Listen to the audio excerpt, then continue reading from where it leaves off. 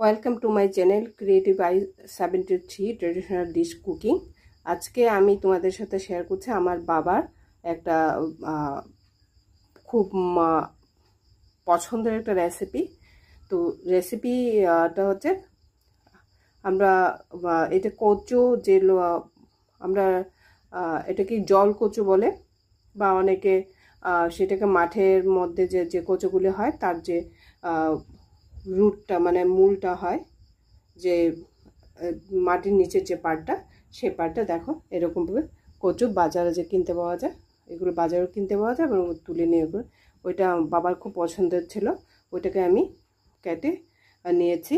আর সাথে আমি ব্যবহার করবো মিষ্টি কুমড়ার এই কচু দিয়ে একটা রেসিপি তোমাদের সাথে শেয়ার করছি। এটা আমার বাবার খুব পছন্দের।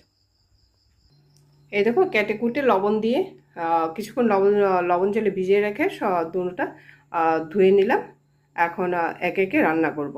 আর বাবা নিরামিষ খেতেন, আমরা জন্মসূত্রে নিরামিষ আসি, তার জন্য নিরামিষ রান্নাটা আমার নিজের খুব পছন্দের। আর নিরামিষ রান্নায় হিংটা খুব বেশি আমাদের ব্যবহার হয়, এই জন্য যেগুলো রান্নায় দেখবে আমি একটু হিং ব্যবহার করি। তা আজকে দেখো আমার বাবার পছন্দের, আর এই সপ্তাহটা বাবার পছন্দের রান্নায় তোমাদের সাথে শেয়ার করব। কচু কেটে টুকরোগুলি একটু হালকা লেবু দিয়ে সেদ্ধ করে নিচ্ছি, আর এদিকে কুমড়োগুলি ভেজে নিচ্ছি। এই যে কুমড়ো ভাজা হয়ে গেছে, এখন ফোড়ন দিয়ে দেবো, কচুটা ভাজবো না। এখন কুমড়ো ভাজার তেলেই শুকনো লঙ্কা, তেজপাতা, দারচিনি, এলাচ আর লবঙ্গ দিয়ে দিলাম, আর সাথে দিয়ে দেব এখন কালো জিরে আর জিরা।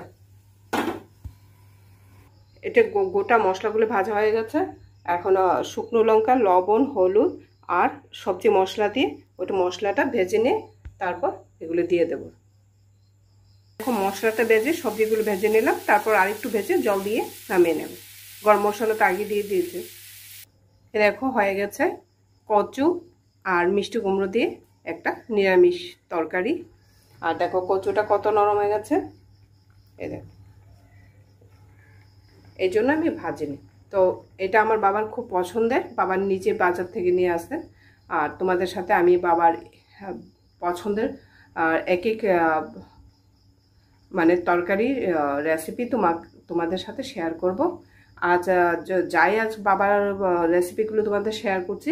যদিও বাবা আজ নেই আমাদের সাথে, বাবা মারা গেছেন 1999-এ, তো অগাস্টের 22 তারিখ তো মারা গেছেন। এখন উনি নেই, কিন্তু ওনার যে খাবারগুলি বা যে রেসিপিগুলি